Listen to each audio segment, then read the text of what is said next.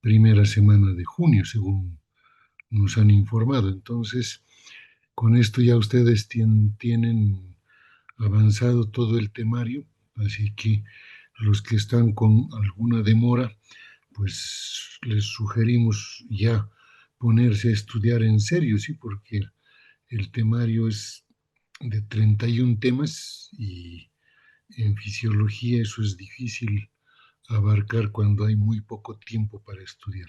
¿Ya? Entonces, vamos a concluir nosotros con este capítulo 31, un capítulo importante para ustedes, pero que también en varias oportunidades en la universidad, en la facultad y en la carrera de medicina van a volver a repetir varias veces, ¿ya? En fisiopatología, en medicina interna, en el internado rotatorio, etcétera, todo el tiempo van a insistir con ustedes con lo que es el equilibrio ácido-base como tal, ¿ya?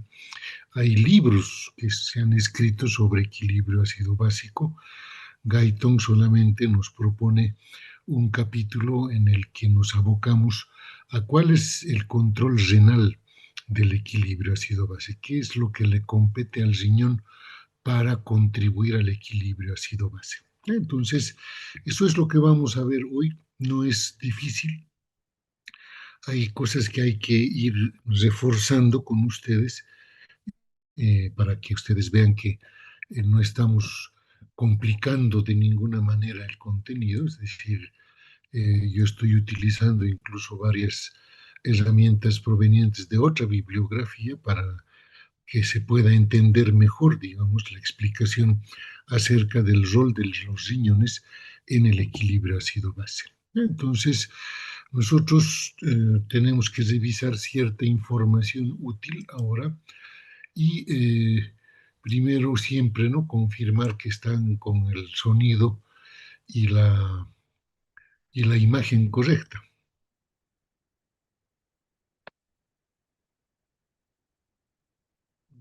¿Puede confirmar eso?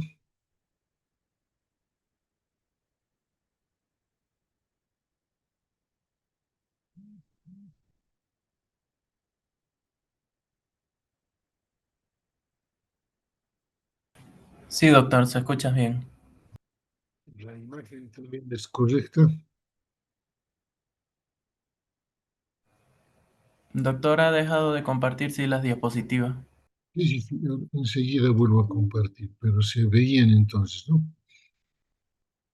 He dejado de compartir para verificar volumen, como nos respondían. Ya, ahora sí estamos.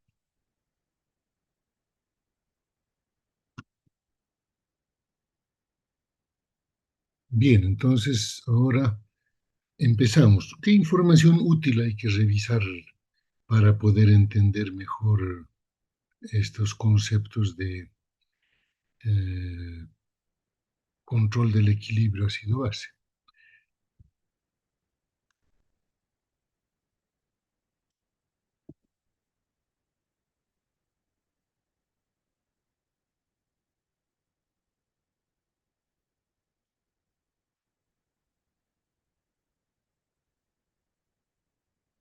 Ahora sí. Entonces, primero, ya hemos visto que para mantener los procesos metabólicos del organismo en niveles homeostáticos que requiere el funcionamiento de nuestro organismo, se precisa mantener tres tipos de equilibrio, ¿ya? El primero, el equilibrio electrolítico, ¿ya? Iones, de los iones, cationes o aniones que normalmente tenemos en el líquido intracelular y extracelular distribuidos y que deben mantener concentraciones constantes. Y eso hemos visto que el riñón lo contribuye a hacerlo con las funciones de reabsorción y excreción, ¿verdad? Después de la filtración glomerular se pueden producir esas otras dos funciones. Lo propio sucede con el equilibrio hídrico del cuerpo, ¿ya? Es decir, el riñón también ayuda a regular el líquido corporal, ¿no? Hemos visto que puede producir orinas diluidas cuando necesitamos deshacernos del líquido, o orinas concentradas cuando necesitamos recuperar el líquido, reabsorber ese líquido y no perderlo en la orina, ¿vale? Entonces, eso hemos visto también con los fenómenos osmóticos que hay. La anterior clase también hemos ido hablando, o hace dos clases hemos ido hablando del rol de los diuréticos, inclusive en las distintas porciones de los túbulos renales, ¿verdad? Hemos dicho dónde actúan, y principalmente lo que hacían los diuréticos, hemos visto, era que disminuían la reabsorción de sodio, cloro, o potasio o hidrógeno, y con ello aumentaban la osmolaridad del líquido filtrado en la luz de los túbulos renales, y eso arrastraba agua por movimiento osmótico, ¿no? Y de esa forma las personas que toman diuréticos eliminan una mayor cantidad de orina porque necesitan hacerlo. Cuando utilizamos diuréticos en medicina, generalmente en pacientes con hipertensión arterial, con insuficiencia cardíaca en muchos casos, y en los casos en los que la volemia, el volumen extracelular, también está incrementado, ¿no? O sea, lo que trata de hacer el organismo es reducir la cantidad de líquido para disminuir la presión arterial, para disminuir el volumen sanguíneo, y de esa forma llegar otra vez a un equilibrio en el organismo, ¿no? Entonces, ahora, una tercera forma de que se debe contribuir al funcionamiento del organismo es el equilibrio ácido-base. ¿Ya? El equilibrio ácido-base se tiene que entender a partir de los siguientes conceptos. ¿Ya? Entendemos por ácido a toda sustancia que tiene facilidad de perder iones hidrógeno, de liberar iones hidrógeno, y es una base toda sustancia que tiene facilidad de ganar, de captar ese ion hidrógeno. ¿Ya? Los ácidos fuertes se disuelven fácilmente y pueden contribuir a la generación de acidosis porque liberan mucho hidrógeno. En cambio, los ácidos débiles solo se disocian en parte y no generan acidosis, ¿no? Entonces, en cambio, las bases son sustancias que aceptan los iones hidrógeno, reduciendo su concentración en el líquido extracelular y con ello incrementando el pH del organismo. ¿Ya? Entonces, esos son conceptos básicos que los vamos a ir repasando también con ustedes, ¿no? Aquí tienen a Henderson y al doctor Hasselbalch, a los dos científicos que han propuesto una forma de calcular la acidemia, si se quiere, la concentración de hidrógeno en la sangre, ¿no?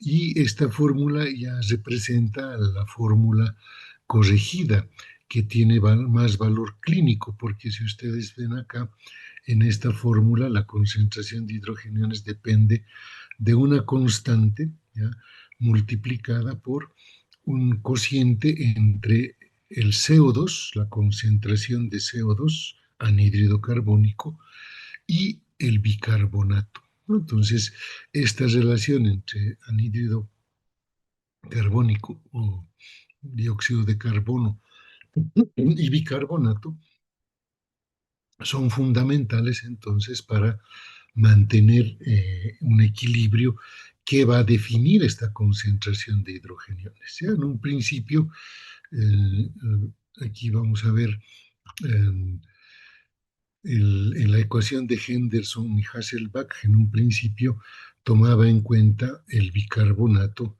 y el ácido carbónico, ¿ya? Un ácido débil que vamos a ver la importancia posteriormente en los fenómenos tampón o buffer para poder compensar. Y esa relación se sumaba más bien a una constante, un pK constante de 6.1, ¿no? Kaiser y Blake le han dado una modificación a esta fórmula, a la que hemos visto ya, en la que se debe comparar la relación de CO2 con bicarbonato. ¿no? Entonces, cuando hay alteraciones del equilibrio ácido-base, hay alteraciones que pueden ser de dos tipos, ¿ya?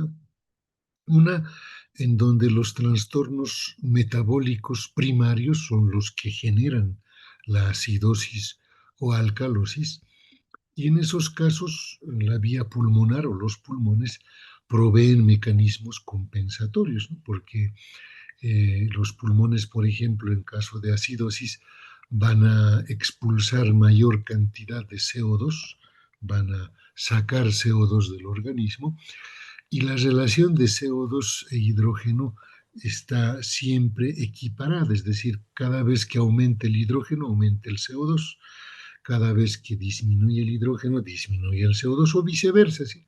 Cada vez que aumenta el CO2, aumenta el hidrógeno, cada vez que disminuye el CO2, disminuye el hidrógeno.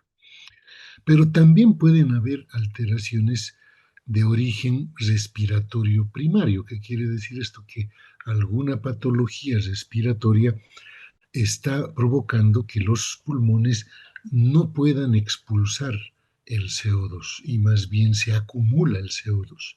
Y al acumularse este CO2, como he dicho, va a acumularse también hidrógeno y por lo tanto va a aumentar la concentración de hidrogeniones y eso va a disminuir el pH y nos va a llevar a una acidosis, por ejemplo, ¿sí? Una acidosis de tipo respiratorio, ¿sí? Cuando los pulmones eliminan gran cantidad de dióxido de carbono, ya también va a disminuir la concentración de hidrogeniones, va a aumentar el pH y nos puede llevar a un estado de alcalosis respiratoria. Si los problemas pulmonares son primarios, los riñones son los que realizan fenómenos complementarios o mecanismos de compensación. ¿Ya? Entonces, cada vez que hay un trastorno metabólico primario, los pulmones compensan. Cada vez que hay un problema respiratorio primario, los riñones compensan, ya sea excretando bases o ácidos en la orina. ¿Ya? Entonces, ambos mecanismos compensatorios hay que entenderlos bien.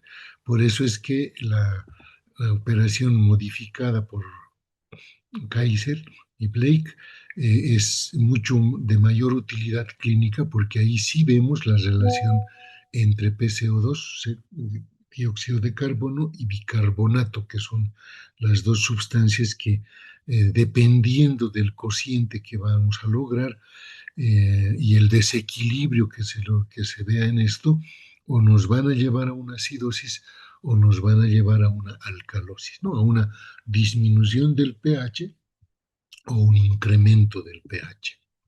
Entonces, el balance ácido-base es fundamental, por eso es que es bueno recordar estos elementos, ¿no? El pH es el que mide la acidez o alcalinidad de una solución y esto está inversamente proporcional a la concentración de los hidrogeniones, ¿no? Por ejemplo, cuando aumentan los hidrogeniones, el pH disminuye. Cuando disminuyen los hidrogeniones, el pH aumenta. El pH normal es de 7.35 a 7.45, es el pH neutro que diríamos nosotros. Por debajo de 7.35 ya estamos entrando en acidosis y por encima de 7.45 ya estamos entrando en una alcalosis, ¿ya? Valores por debajo de 6.8 o más de 7.8 ya pueden ser incompatibles con la vida. Por eso es importante mantener ese equilibrio ácido-base en los parámetros de normalidad, entre 7.35 y 7.45. Entonces, no hay que esperar a que el pH varíe fuertemente. Estamos viendo que con pocas variaciones, hacia abajo o hacia arriba, ya hablamos de acidemia o alcalemia, ¿no? Acidosis o alcalosis. Entonces, el pH es un componente del balance ácido básico, un valor medido, es el valor medido de la acidez o alcalinidad, El rango normal es de 7.35 a 7.45, menos de 7.35 ya es acidosis, más de 7.45 ya es alcalosis. En el balance ácido-base también nos interesa ver estos dos componentes que son parte de la ecuación de Henderson-Hasselbalch modificada, ¿no? La presión arterial de CO2, el valor medido de la presión parcial de CO2 disuelto en la sangre. Este es el componente respiratorio del equilibrio ácido-base. El rango de normalidad de este PCO2 es de 35 a 45 milímetros de mercurio. Si sube por encima de 45, ya estamos entrando en una acidosis respiratoria. Si baja por debajo de 35, ya estamos entrando en una alcalosis respiratoria. El otro componente del balance ácido-base es el bicarbonato. Es el valor calculado de la cantidad de bicarbonato que circula, es el componente metabólico o renal del equilibrio ácido-base, ¿sí? Entonces, el rango de normalidad, el valor normal del bicarbonato es de 22 a 26 miliequivalentes litro. Y fíjense, baja de 22 ya es acidosis metabólica. Sube de 26 ya es alcalosis metabólica. Y se habla también de un exceso de bases, quiere decir, es un valor calculado del exceso o defecto de bicarbonato respecto al valor normal. ¿Cuánto está variando respecto al valor normal? Entonces, no puede haber variaciones en un rango de normalidad de -2 a +2 miliequivalentes litro. ¿Ya? Son mínimos los valores que se aceptan de variación para ya hablar de alteraciones del equilibrio ácido-base, ¿no? Entonces, ya tienen ahí ustedes valores del balance ácido-base, que es el que normalmente nos exigen aprender más adelante en fisiopatología, en medicina interna, y la interpretación que debe hacerse de esto. En el organismo tenemos buffers plasmáticos. Uno de los más importantes es la hemoglobina, que después del bicarbonato es el más importante. Esta hemoglobina puede captar iones hidrógeno junto con CO2 y transportarlos desde los tejidos hacia los pulmones. Entonces, el bicarbonato es el buffer plasmático más importante. El sistema del bicarbonato, vamos a ver que es fundamental, pero la hemoglobina se constituye también en un importante buffer por el contenido de anhidrasa carbónica que tiene cada glóbulo rojo en su interior. Eso ya lo van a ver en el primer capítulo de sangre, cuando lo lleven esto con la doctora Cardona. Entonces, hay que entender una función buffer importante de la hemoglobina porque capta hidrógeno junto con el CO2, ¿ya? Y los va a transportar hacia los pulmones, donde va a haber el intercambio gaseoso, ¿verdad? Va a eliminarse CO2 y va a reabsorberse o va a ingresarse oxígeno. Ahora, los fosfatos inorgánicos también tienen función buffer a nivel renal. Generalmente, estos fosfatos inorgánicos se filtran por los túbulos renales y tienen la importante función de captar iones hidrógeno y llevárselos a la orina, ¿ya? Y de esa forma el riñón ayuda a disminuir la concentración de iones hidrógeno, ¿ya? En cambio, los fosfatos orgánicos son más de función buffer intracelular, es decir, igual se pegan o captan hidrógeno, pero esto lo hacen dentro de las células. Por lo tanto, también contribuyen a una función buffer, ¿verdad? Es decir, al meter hidrógeno dentro de la célula y captarlo en el fosfato orgánico, estamos disminuyendo esa concentración de hidrógeno en el líquido extracelular o en el plasma sanguíneo, si ustedes quieren. Bien, entonces la primera línea de amortiguación se constituye el sistema del bicarbonato y ácido carbónico en los líquidos corporales. Esto está mediado por una enzima que es la anidrasa carbónica, que abunda dentro de los eritrocitos, dijimos, pero que en los líquidos corporales también está presente. ¿Por qué es importante esta enzima de anidrasa carbónica? Porque fíjense, el ácido carbónico, ¿ya?, puede tener dos tipos de reacción química, ¿ya? Por un lado, fíjense, puede disociarse. Un ácido es una sustancia que pierde hidrógenos, dijimos al principio de nuestra clase. Y fíjense, si pierde un hidrógeno, si libera un hidrógeno, está generando un bicarbonato. O sea, cada vez que libera un hidrógeno, está liberando también un bicarbonato, ¿no? Entonces, esto como que hace una compensación, o sea, no solo está acumulando hidrógeno, sino también está acumulando bicarbonato, sustancias que se eh, controlan entre ambas, ¿no? Pero por otro lado, y gracias a la anidrasa carbónica, fíjense, este ácido carbónico puede convertirse en agua, H2O, y dióxido de carbono.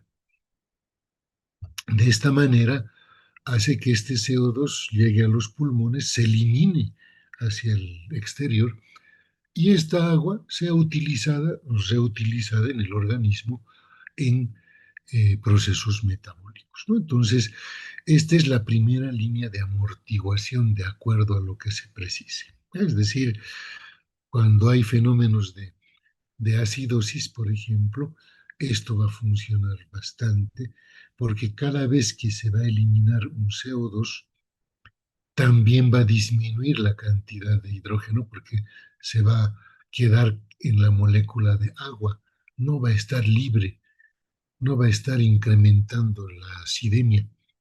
Entonces, va a ser parte del agua que se va a utilizar en otros procesos metabólicos en las células, ¿no?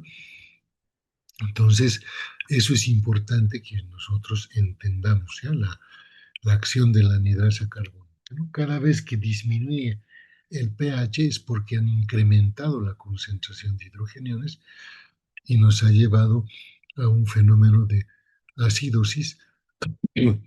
O, cada vez que disminuye, entonces hay que incrementar ese pH para la compensación, ¿no? Entonces, en la segunda línea de amortiguación, recién hablamos de la regulación respiratoria, es la relación entre CO2 e hidrógeno, y aquí nos damos cuenta que cada vez en el que hay hidrogeniones sueltos con un pH muy bajo de acidosis, aumenta la ventilación pulmonar, lo que hace que se elimine CO2, disminuya la concentración de CO2, pero a la vez disminuye la concentración del hidrógeno y por lo tanto el pH se vuelve a incrementar. Esta primera línea de amortiguación actúa en segundos a minutos, ¿ya?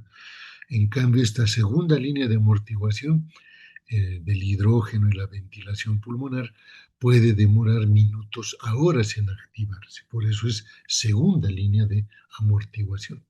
La primera que entra en funcionamiento es la del sistema del bicarbonato y ácido carbónico en los líquidos corporales, y la segunda es la regulación respiratoria, ¿no? Entonces, antiguamente se consideraba que era el CO2 el que controlaba los centros respiratorios, ¿no?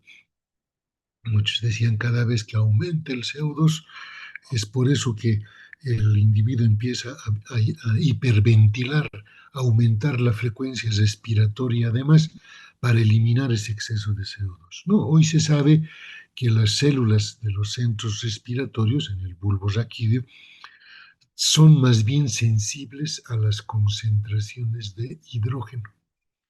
Y es ese hidrógeno que ha incrementado en su concentración, que nos ha producido una baja del pH, una acidosis, el que estimula los centros respiratorios y produce el incremento de la ventilación pulmonar y la frecuencia respiratoria, ¿no? Por eso es que eh, la relación entre CO2 e hidrógeno es muy estrecha, ¿ya? Entonces, y la eliminación del uno contribuye obviamente también a la disminución de la concentración del otro, ¿no? Entonces, eso estamos observando nosotros cuando hay fenómenos de compensación. Ahora, fíjense esta diapositiva. Dice aquí, los riñones contribuyen a regular el pH sanguíneo mediante la excreción de hidrógeno en la orina y la reabsorción de bicarbonato. La orina normal contiene poco bicarbonato y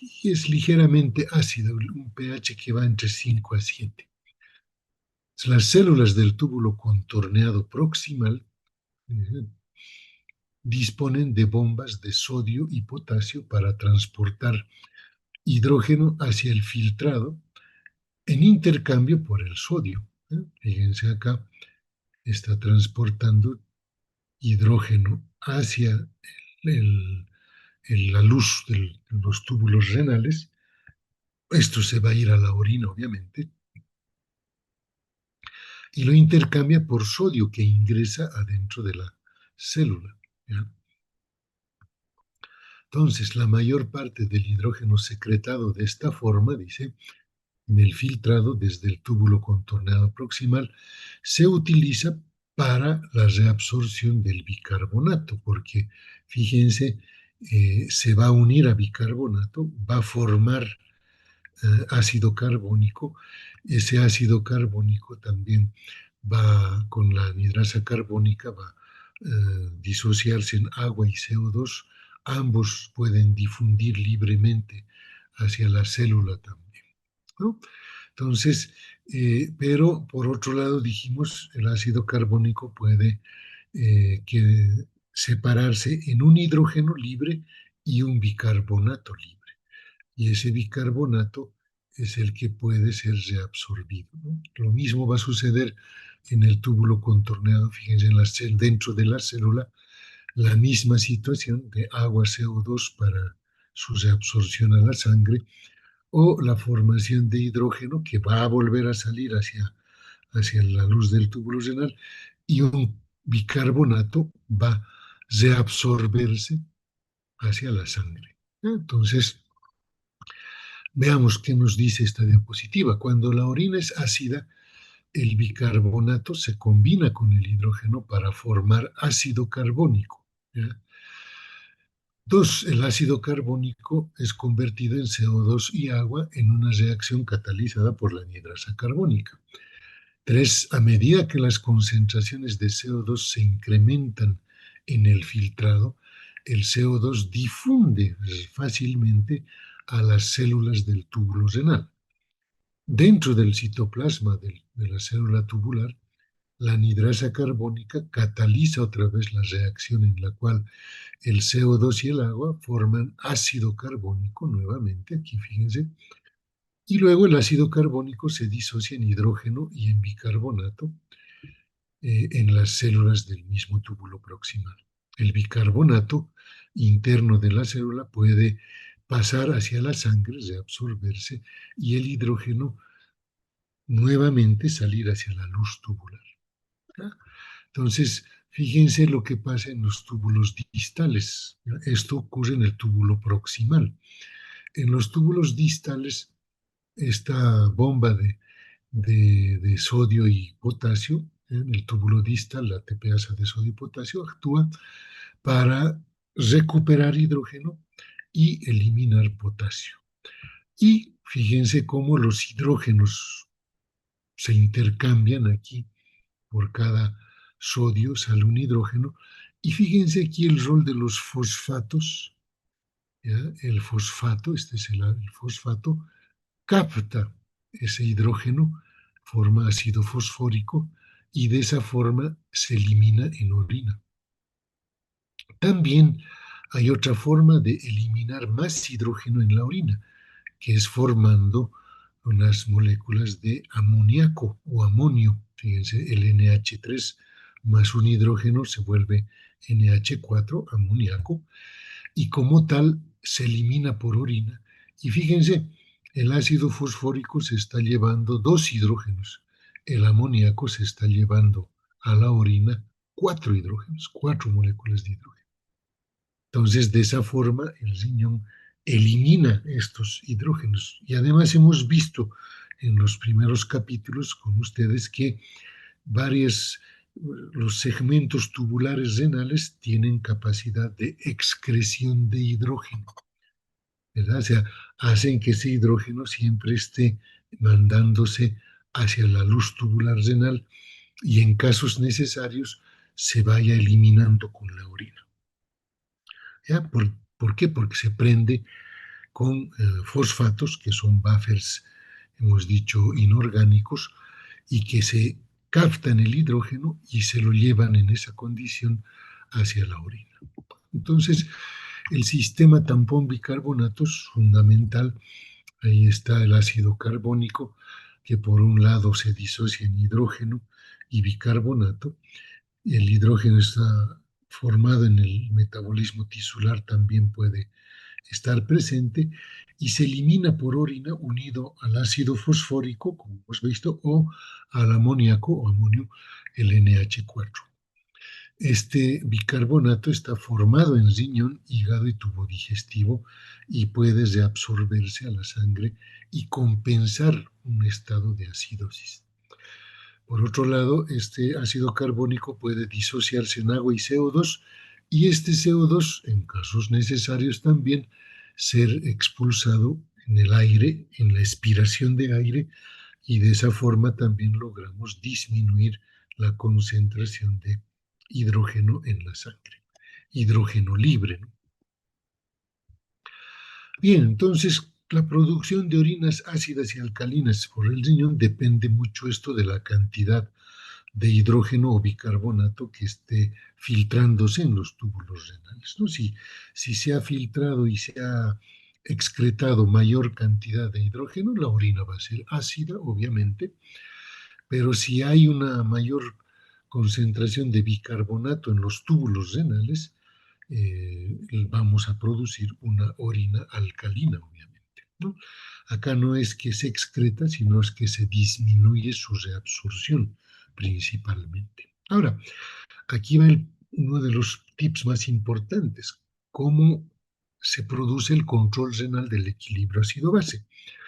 Hay tres formas de controlar el equilibrio ácido-base por los riñones. Primero, la excreción o secreción de iones hidrógeno, como iones libres, con buffers como el fosfato o con el amoníaco, como hemos visto anteriormente, ¿verdad? Las tres formas utiliza el riñón para, digamos, el disminuir la concentración de hidrógeno, ¿no? Pero hay un segundo mecanismo de control renal, que es la reabsorción del bicarbonato filtrado, un 80% en el túbulo contorneado proximal, un 15% en el asa de Henle, fíjense, el 95% se ha reabsorbido en las primeras dos porciones tubulares, pero además, para producir amoníaco, se realiza un proceso metabólico de un aminoácido, la glutamina, en el que se produce dos moléculas de amoníaco y se produce nuevo bicarbonato. Por lo tanto, cuando se les pregunte a ustedes cuáles son las tres formas de control del equilibrio ácido básico a nivel de los riñones, primera respuesta, excretando hidrógenos, reabsorbiendo bicarbonato filtrado y produciendo e introduciendo nuevo bicarbonato hacia la sangre. ¿Se van a acordar de eso? Ahora, la excreción de iones de hidrógeno, yo siempre les doy el ejemplo de sus reuniones o fiestas que ustedes tienen, ¿no? En la casa de algún amigo o amiga, dicen, vamos a tener una fiesta este sábado, listo.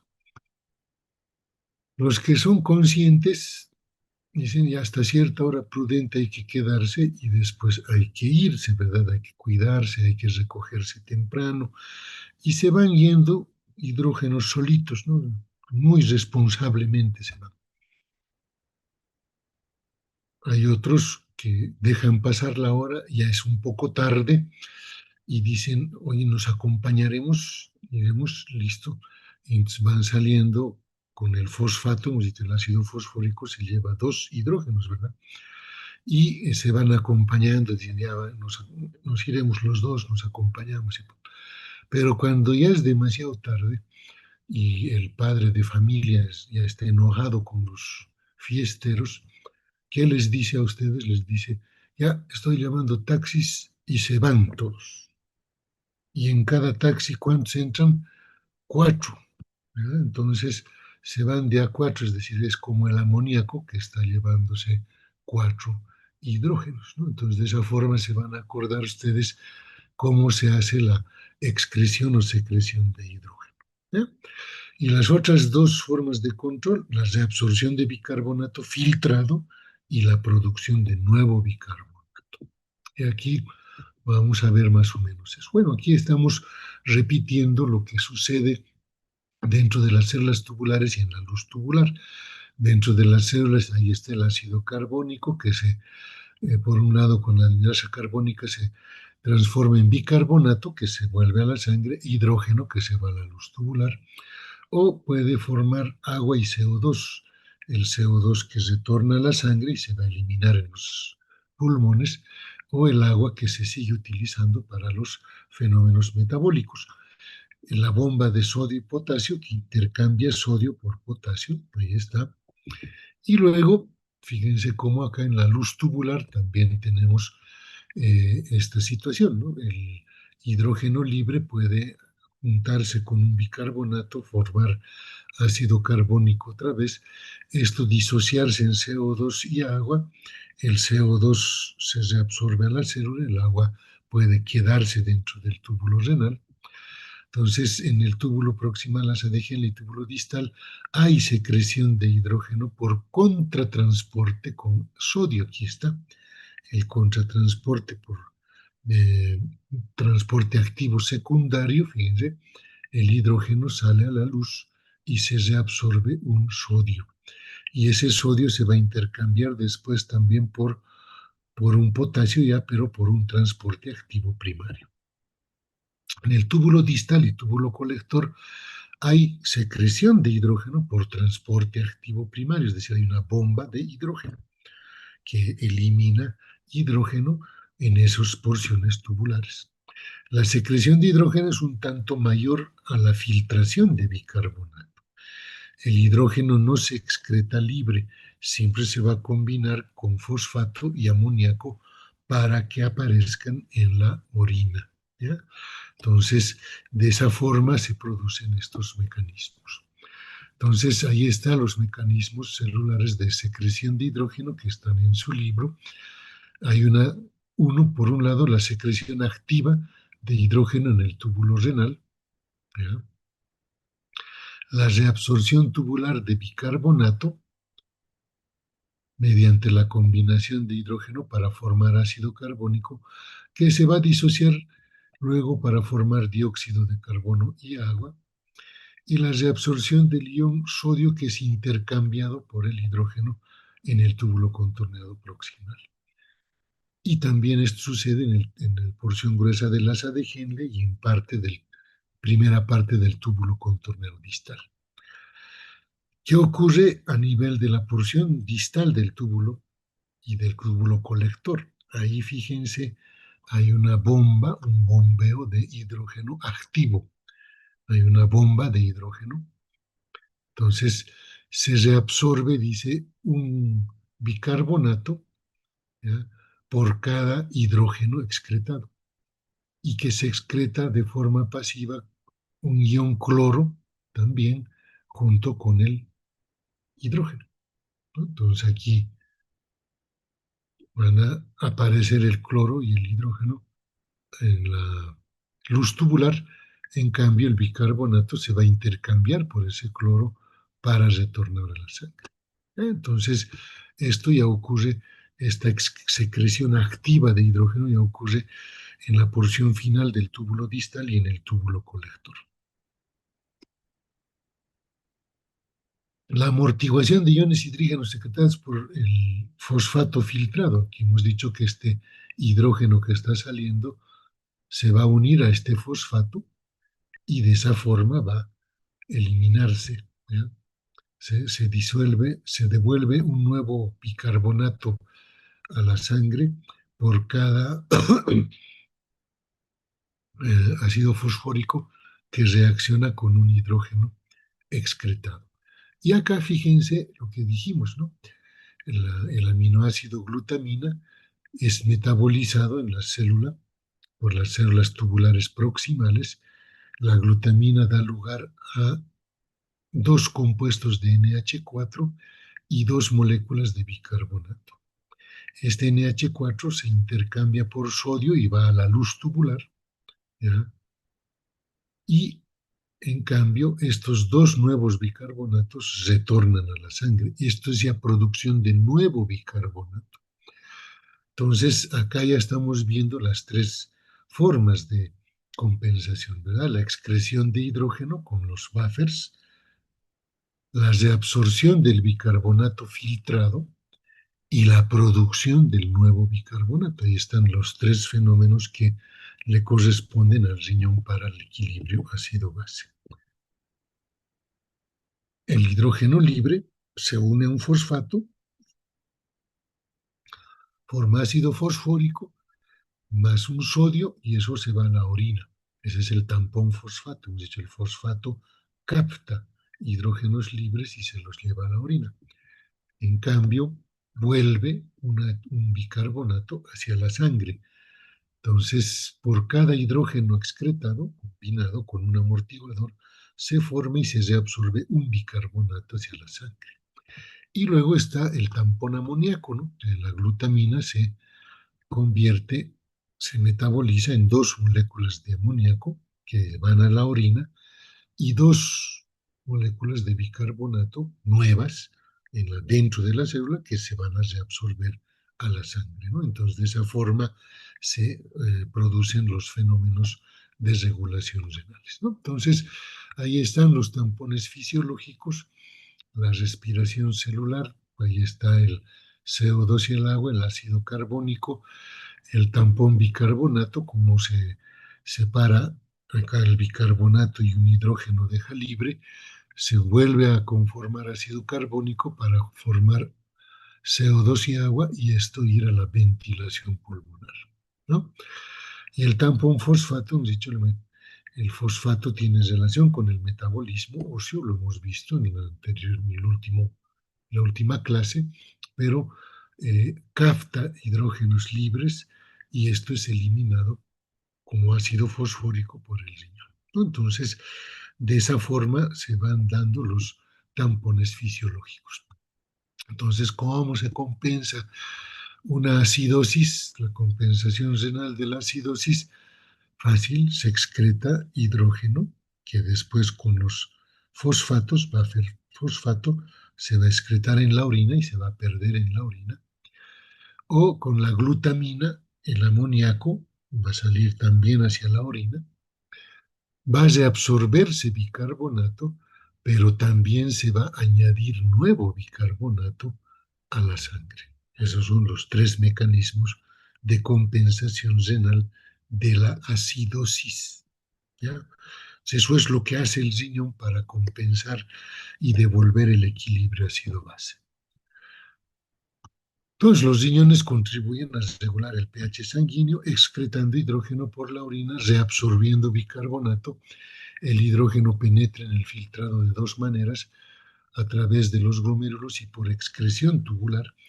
La mayor parte de la excreción de hidrógeno se produce a través de la pared del túbulo proximal y es intercambiado por sodio, hemos mencionado, eh, rápidamente. Durante la alcalosis se excreta menos hidrógeno al filtrado glomerular. Esto como consecuencia, la excreción urinaria de bicarbonato empieza a aumentar, fíjense, ¿ya? Para compensar parcialmente la alcalosis, ¿no? El intercambio se da por un transportador antiporte que mueve sodio e hidrógeno en direcciones opuestas y los riñones absorben casi todo el bicarbonato y excretan hidrógeno, lo que hace que la variación, la orina sea ligeramente ácida, ¿no? Entonces, ¿qué factores aumentan o reducen la excreción de hidrógeno y la reabsorción de bicarbonato en los túbulos renales? Se aumenta la excreción de hidrógeno y aumenta la reabsorción de bicarbonato cada vez que hay un incremento del anhídrido carbónico o dióxido de carbono. Cada vez que hay un aumento del hidrógeno, cada vez que disminuye el bicarbonato plasmático, cada vez que disminuye el volumen del líquido extracelular, cada vez que aumenta la angiotensina 2, cada vez que aumenta la aldosterona y en casos de hipopotasemia. ¿Qué es lo que reduce la excreción de hidrógeno y la reabsorción de bicarbonato? Fenómenos contrarios, ¿verdad? Cuando hay poco dióxido de carbono, se debe también reducir la excreción de hidrógeno. Cuando hay poco hidrógeno o cuando hay mucho aumento del bicarbonato plasmático, se debe disminuir la reabsorción de bicarbonato en los túbulos renales, que se produzca una orina alcalina. ¿Ya? Acá, en cambio, se va a producir una orina ácida, ¿verdad? Cada vez que aumenta el volumen del líquido extracelular, disminuye la angiotensina, disminuye la aldosterona o hay hiperpotasemia. Entonces, cuantifiquemos estos en la secreción tubular renal ácida, ¿no? La secreción de hidrógeno es igual a la reabsorción de bicarbonato más la excreción de ácido titulable y la excreción de amoníaco, ¿ya? Entonces, en la acidosis hay una mayor reabsorción de bicarbonato, hay ácido titulable por la excreción de hidrógeno y además se detecta gran cantidad de amoníaco. En la alcalosis, en cambio, disminuye la excreción de bicarbonato, ¿ya? Se, el, el ácido titulable es negativo, la amoníaco es negativo, entonces lo único que se está perdiendo en la alcalosis es el bicarbonato en una orina alcalina, ¿verdad? ¿Por qué? Porque en un fenómeno de alcalosis no necesito acumular más bicarbonato, más bien me interesa eliminar ese bicarbonato para volver al equilibrio ácido-base. ¿Ya? Entonces, eso, ojo, eso es fácil detectarse en orina, ¿no? Una orina ácida en amarillo versus una orina alcalina en verde. Entonces, las correcciones ahí están nuevamente. En la acidosis, hemos dicho, aumenta la excreción renal de hidrógeno, se reabsorbe bicarbonato al líquido extracelular, el bicarbonato filtrado, y se produce y se reabsorbe también nuevo bicarbonato. Eso ya lo hemos visto. En la alcalosis, en cambio, disminuye la excreción de hidrógeno y lo que sí se incrementa es la excreción de iones bicarbonato en la orina, es decir, aumenta la eliminación del bicarbonato en la orina porque disminuye su reabsorción en el sistema tubular renal. Y aquí tenemos muestras de gases arteriales en las que ya vamos a entender mejor y en la clase práctica que corresponda también a esta temática, lo vamos a ver eh, cuando hay acidosis y alcalosis. La acidosis es metabólica cuando lo que ha disminuido más es el bicarbonato, entonces ahí está disminuido el CO2 también y tiene que haber una compensación respiratoria, ¿ya? Entonces, cuando la acidosis es respiratoria, lo que está incrementado es el CO2 en la sangre. El bicarbonato tiene también un incremento, ¿ya? Eh, en sangre, pero la compensación aquí es metabólica. El bicarbonato aumenta para compensar esta acidosis. Aquí el CO2 debe ser eliminado por vía respiratoria para compensar esta acidosis, disminuir esta acidosis. Y lo propio sucede en fenómenos alcalóticos, ¿no? Alcalosis metabólica, el valor de bicarbonato está muy elevado y luego tiene que aumentar el CO2 para hacer la compensación respiratoria. Y en caso de una alcalosis respiratoria que se caracteriza por una disminución del CO2, tiene que haber una compensación renal, aumentando la concentración de bicarbonato en sangre. Ahí tienen la relación de cuánto debe aumentar por cada 10 milímetros de mercurio de CO2 que está disminuyendo acá, ¿no? Para la compensación. Entonces, la compensación renal y respiratoria ya la entendemos mejor cuando hay cambios metabólicos primarios, ¿ya? Entonces el bicarbonato es el que se va a afectar y cambios secundarios después de una compensación renal. Y cuando hay alteraciones respiratorias, ¿no? Los primeros cambios van a ser en el CO2 y después va a haber la compensación respiratoria ante los disturbios metabólicos. Ahí está nuevamente para que se entienda, ¿no? En una acidosis metabólica que está disminuido el bicarbonato y tiene que haber una compensación respiratoria. En una acidosis respiratoria tiene que haber una compensación renal. En una alcalosis metabólica tiene que haber compensación respiratoria y en una alcalosis respiratoria la compensación renal. Eso ya lo van a aprender con más detalle en fisiopatología. Ahora, hay causas clínicas de los trastornos acidobásicos. La acidosis respiratoria se debe a una reducción de la ventilación y a un aumento de la PCO2. En la acidosis respiratoria, las respuestas compensadoras disponibles son los amortiguadores de líquidos corporales y los riñones, ¿no? Que necesitan varios días para compensar el trastorno. En la alcalosis respiratoria se debe al aumento de la ventilación y una reducción de la PCO2. De nuevo, los principales compensadores son los amortiguadores químicos de los líquidos corporales y los riñones para aumentar la excreción de bicarbonato. En caso de acidosis, fíjense, metabólica, se debe a una reducción de concentración de bicarbonato en líquido extracelular. Pueden deberse a varias causas, por ejemplo, el riñón está imposibilitado de excretar ácidos metabólicos formados en el cuerpo. Se forman cantidades excesivas de ácidos metabólicos en el cuerpo. Se adicionan ácidos metabólicos por ingestión o por infusión de ácidos, o se pierden bases de los líquidos corporales, lo que tiene el mismo efecto que añadir un ácido a los líquidos corporales, ¿no? Por ello es que la acidosis tubular renal, la diarrea, el vómito de contenido intestinal, los pacientes con diabetes pueden tener acidosis, ¿sí? Cetoacidosis en los diabéticos, o la ingestión de ácidos pueden llevar a una acidosis metabólica.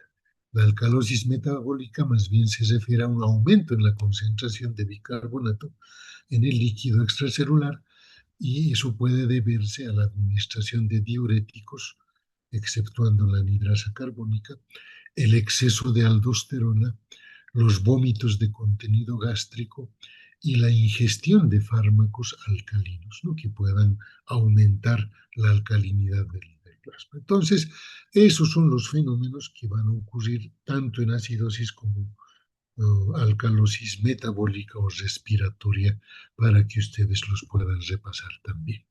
Y por último, en su libro aparece este normograma ácido básico, en donde el valor normal está por acá, fíjense, 7.35, 7.45 de pH.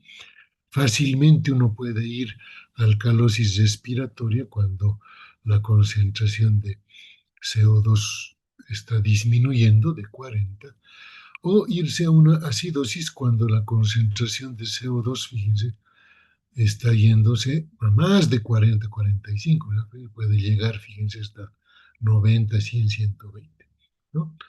La acidosis metabólica, en cambio, lo que está aumentado es en el plasma arterial, ¿ya? Está aumentada eh, la concentración de bicarbonato, no, en la alcalosis, perdón, metabólica, la concentración de bicarbonato, y en la acidosis disminuye la concentración de bicarbonato, ¿no? Aquí abajo es todo lo de acidosis metabólica, ¿no? Entonces, esto también nos lleva a entender los fenómenos compensatorios, ¿no? Si el fenómeno es metabólico, la compensación es respiratoria. Si el fenómeno primario es respiratorio, la compensación va a ser renal, ¿no? O metabólica. Bien, con eso nosotros concluimos, digamos, el temario de su primer parcial.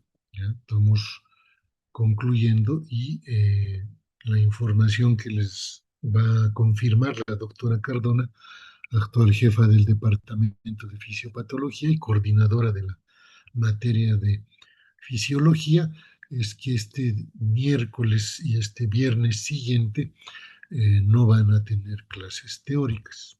¿Ya? O sea, ya recién va a comenzar las clases de fisiología sanguínea el día lunes, porque ya el temario del primer parcial está concluido. ¿Ya?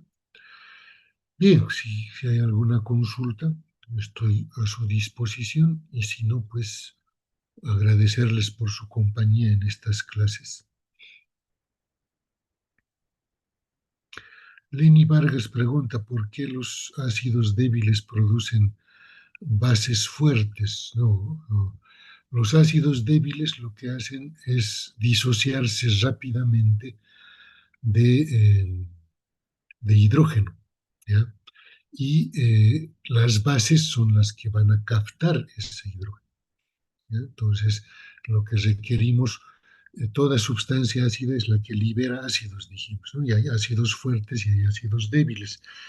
El ácido carbónico es un ácido débil que se disocia más fácilmente. Por lo tanto, no es que conforma bases más fuertes, sino es que su disociación va a permitir, por un lado, aumentar el bicarbonato, que es una base, ¿ya? Y por otro lado, transformarse en CO2 y agua, y ese CO2 eliminarse por vía respiratoria, ¿no? Compensatoria, si ustedes quieren. Pero los conceptos básicos que hemos vertido es que los ácidos son sustancias que liberan o pierden hidrógeno y las sustancias básicas, en cambio, son las que captan ese hidrógeno, ¿no? Por eso es que aparecen los buffers del fosfato, ¿verdad? El fosfato es una base, ¿ya? Y que rápidamente capta el hidrógeno en el túbulo renal y se lo lleva como ácido fosfórico, ¿verdad? Entonces, simplemente nos referimos a esa posibilidad de liberar hidrógeno y de captar el hidrógeno libre en situaciones en las que necesitemos recuperar o perder ya sea hidrógeno o bicarbonato para retornar al equilibrio ácido-base respectivo.